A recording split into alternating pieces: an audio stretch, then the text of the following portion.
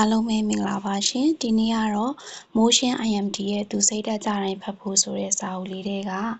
စိတ်သက်ပြန်တက်လာဖို့အကောင်းဆုံးနည်းလမ်း၄သွယ်ဆိုတာလေးကိုဖတ်ပြပါမယ်တကယ်တော့စိတ်သက်ကြတယ်ဆိုတာသင်တယောက်တည်းမဟုတ်ပါဘူးကျွန်တော်တို့လူသားတွေအားလုံးစိတ်သက်ကြတတ်ပါတယ်ကျွန်တော်လည်းစိတ်သက်ကြတတ်ပါတယ်ဒါကြောင့်သင်မှာစိတ်သက်ကြပေါ်တွေရှိပါတယ်အားငယ်စရာမလိုပါဘူးပတ်စံမရှိလို့ချစ်သူနဲ့အဆင်မပြေလို့မိသားစုနဲ့အဆင်မပြေလို့အလုံးမှာအဆင်မပြေလို့စာမေးပွဲကြလို့ရုံးမလာလို့စသည်ဖြင့်အမျိုးမျိုးကိုစိတ်သက်ကြနေတတ်ကြပါတယ်စိတ်သက်ကြတာဆင်းရဲချမ်းသာမရွေးပါဘူးပတ်စံချမ်းသာတဲ့သူတွေတော့စိတ်ချမ်းသာမယ်လို့သင်ထင်မှာပေါ့တကယ်တော့သင်ထင်သလိုမဟုတ်ပါဘူးဥပမာသင်ကတိတ်မချမ်းသာတဲ့တာမန်ရုံးဝန်ထမ်းတယောက်ဖြစ်ပြီးသင်မှာသင်ရမ်းကြိုက်တဲ့ iPhone လေးတစ်လုံးရှိတယ်ဆိုပါစို့အဲ့ဒီ iPhone လေး taxi ပေါ်မှာမိကြံခဲ့တယ်ဆိုရင်သင်ဘယ်လိုခံစားရမလဲခဏလောက်တွေးကြည့်လိုက်ပါ9သိန်း10သိန်းလောက်တန်ဖိုးရှိတဲ့ပစ္စည်းတစ်ခုအတွက်တောင်အဲ့ဒီလောက်စိတ်တော်ကားတွေရောက်ပြီးစိုးရိမ်ပူပန်နေတတ်ရင်သိန်းထောင်ပေါင်းများစွာချမ်းသာတဲ့သူတွေရောဘယ်လိုစိတ်ထဲမှာဖြစ်နေမလဲထင်လဲသူတို့တွေကဒီလောက်ချမ်းသာရင်တော်ပါပြီဆိုပြီးရက်သွားတဲ့သူမရှိပါဘူးဒီထက်ပိုချမ်းသာဖို့ကြိုးစားနေတဲ့သူတွေကြီးပါပဲသူတို့မှာရှိတဲ့ချမ်းသာမှုတွေကိုမပြောက်ပြတ်အောင်အမြဲထိန်းသိမ်းနေရပါတယ်တကယ်တော့အောင်မြင်မှုဆိုတာပျော်ရွှင်မှုပါလူတွေကပျော်ရွှင်မှုရဖို့ပတ်စံကအဓိကကြတယ်လို့သတ်မှတ်လိုက်ပါတယ်အဲ့ဒီတော့ပတ်စံပျော်ရွှင်မှုဆိုတဲ့ညီမျှခြင်းနဲ့သူတို့ဘဝကို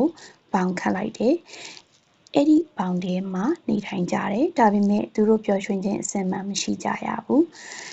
သူတို့ဘဝတွေကိုလောဘတွေနဲ့အနာသက်လိုက်တယ်သူတို့ရဲ့ညီမျှခြင်းကလောဘပတ်စံပျော်ရွှင်မှုဖြစ်လာတယ်ကြာလာတော့ညီမျှခြင်းရဲ့တစ်ဖက်ခြမ်းကပျော်ရွှင်မှုသူတို့စီမှာမရှိတော့ဘူး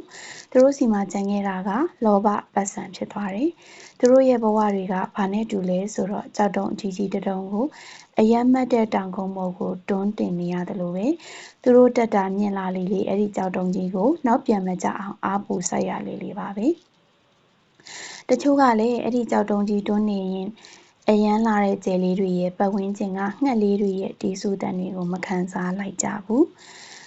းတချို့ကလည်းမနိုင်တဲ့ကြောက်တုံးကြီးမို့လို့ဒလိန်ကောက်ကွေပြုတ်ကြတယ်တချို့ကလည်းချွေးတန်တရေရဲနဲ့တချို့ကတော့ထိတ်ဆုံးရောက်သွားကြတယ်ဒါပေမဲ့နောက်ထပ်တက်ရမယ့်တောင်တွေအများကြီးရှိမှန်းအပေါ်ဆုံးရောက်မှသိခွင့်ရလိုက်တယ်ပတ်စံနဲ့သတ်မှတ်ထားတဲ့အောင်မြင်မှ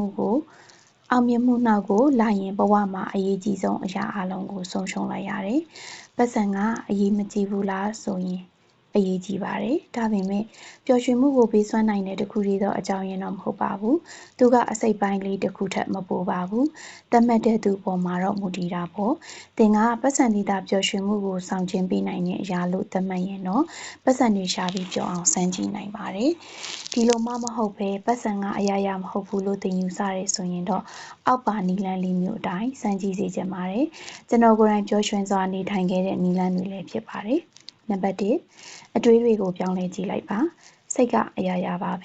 ဥပမာတင်ကြုံဘူးလားတင်မှန်နေကြည့်လိုက်တော့တစ်ခါတလေမှချောနေတတ်ပါတယ်ထိုချိန်မျိုးဆိုကိုအားရနေတတ်ပါတယ်လူရှိသူကြီးထွက်တော့လေယုံကြည်မှုအပြည့်နဲ့ထွက်နိုင်ပါတယ်ထိုနေ့မျိုးဆိုဘာပဲလုပ်လို့အောင်မြင်တာများပါတယ်ဒါပေမဲ့ကျွန်တော်တို့တွေကမှန်ကိုကြည့်ပြီးကိုအပြည့်ရှာကြဆုံးလူသားမျိုးနွယ်တွေလေနှာခေါင်းမလှဘူးနှရွက်ကကားတယ်မျက်လုံးကဆွေးတယ်ကိုကဲ့ရဲ့ပြီးစိတ်ဓာတ်တွေကိုအောက်ဆုံးထိဆွဲချလိုက်ကြပါတယ်ထိုနေ့မျိုးဆိုရင်တော့စိတ်ဓာတ်တွေကျနေတတ်ပါတယ်ကိုယုံကြည်မှုကကျသွားတယ်အကျိုးဆက်အနေနဲ့တစ်နေ့လုံးကိုဘာလို့အဆင်မပြေတော့ဘူးဒီအခြေအနေကိုပြန်သုံးသပ်ကြည့်ရအောင်သင်ရုပ်ကဒီရုပ်ပါပဲပြောင်းသွားတာကသင်စိတ်ပါသင်စိတ်ကလူကိုအကျဉ်းချလိုက်တယ်သင်ကလည်းအကျဉ်းချခံရအောင်ကိုမရမကလိုက်ပြီးတွေးတယ်စိတ်ကအရာရာပါပဲအလိုလျောက်လေးထဲမှာလွတ်မျောနေတဲ့တိမ်တွေကိုလည်းစင်ရုပ်တွေကြားရုပ်တွေအဖြစ်မြင်ကြည့်လိုက်လို့ရတယ်ညဘက်တစ်ကောင်မှာခေါင်းရင်းမှာထောင်ထားတဲ့ဖျားလိပ်ကြီးကိုလည်းတရေလို့တွေးပြလိုက်လို့ရတယ်အဲ့ဒီတော့တေချာပြန်ပြီးစဉ်းစားရင်ပျော်ရွှင်မှုရဖို့ဆိုတာစိတ်ကိုပြင်ရမှာပါပတ်စံမဟုတ်ပါဘူးပတ်စံနဲ့ညီမျှခြင်းချခြင်းရင်လည်းရပါတယ်ဒါပေမဲ့အဲ့လိုစဉ်းစားရင်တော့စိတ်ချမ်းသာဖို့ပတ်စံအရင်ရှာကြည့်လိုက်ပါဒီစာအုပ်ဖတ်နေကြတဲ့ကသင်စိတ်သက်ပြန်တက်ခြင်းတဲ့သူဆိုတာသိကြပါတယ်သင်တွေးတွေကိုနည်းနည်းပြောင်းလဲကြည့်ပါသင်ရဲ့အထက်ကသူတွေကြီးမကြည့်ပါနဲ့သင်စိတ်သက်ကြနေတယ်ဆိုရင်ဘတ်စကားတွေကြားတဲ့ပြေးလွှားပြီးပန်းရောက်နေတဲ့ကလေးတွေသူများအကြောင်းစိမ်းဝတ်စုံလေးတွေကိုငေးကြည့်နေတဲ့ကလေးတွေတစ်နေ့လုံးမှတမင်းတစ်နက်ပဲစားရတယ် သူတွေအာဖရိကမှာ2 ရက်မှတစ်ခါလောက်အစားစားခွင့်ရတဲ့ကလေးတွေကိုအာဏာပါသင်မှာရုပ်ပိုင်းဆိုင်ရာအားနည်းချက်ရှိတယ်လို့ထင်ရင်10 တန်းမှာသင်ခဲ့ရဖူးတဲ့ဟယ်လန်ကယ်လောင်ကိုအာဏာပါမျက်စိလည်းမမြင်နားလည်းမကြားခဲ့တဲ့ဟယ်လန်နောင်ဘဝကိုရင်ဆိုင်နိုင်ရင်သင်ကရောသင်မျက်လုံးမလှဘူးထင်ရင်တစ်ခါလောက်မျက်လုံးမှိတ်ပြီးလမ်းလျှောက်ကြည့်ပါဦးမျက်စိမမြင်တဲ့သူတစ်ယောက်ဆိုရင်ရောဘယ်လိုနေမလဲသင်ရမ်းကံကောင်းပါတယ်သင်စိတ်ဓာတ်ကျနေတဲ့အချိန်ဒီစာကိုသင်ဖတ်နိုင်ပါတယ်ဘဝရဲ့အလှပတွေကိုခံစားနိုင်ပါတယ်မနက်ဖြန်ဆိုတာမသေချာတဲ့အရာမို့လို့လက်ရှိအချိန်ကိုလေးစားပါဘယ်တော့မှမကောင်းတဲ့စိတ်ဓာတ်နဲ့အရာရာကိုမကြည့်ပါနဲ့အဲ့ဒါဟာစိတ်ဓာတ်ကျခြင်းရဲ့အဓိကအကြောင်းရင်းတစ်ခုပါအချုပ်ခန်းထဲကအကျဉ်းချခံထားရတဲ့အကျဉ်းသား2 ယောက်ကပြတင်းပေါက်အပြင်ဘက်ကိုပြိုင်တူကြည့်လိုက်တယ်ပထမတစ်ယောက်ကပြောတယ်အပြင်မှာရေဘွက်တွေကြီးပဲစိတ်ပြတ်ဖို့ကောင်းလိုက်တာတဲ့ဒုတိယတစ်ယောက်ကပြောတယ်ဒီညလှတာတယ်နော်ကြယ်တွေလဲစုံပြီးအရန်လှတယ်တဲ့လူတွေကအတွေးတွေဟာ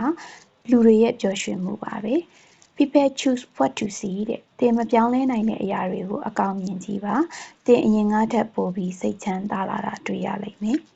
ဒါကတော့အချက် 4 ချက်တွေကပထမတစ်ချက်ပါရှင်နောက်ချက်တွေကိုလည်းနောက်ရက်တွေမှာပြန်ပြီးဖတ်ပြပါမယ်ရှင်ကျေးဇူးတင်ပါတယ်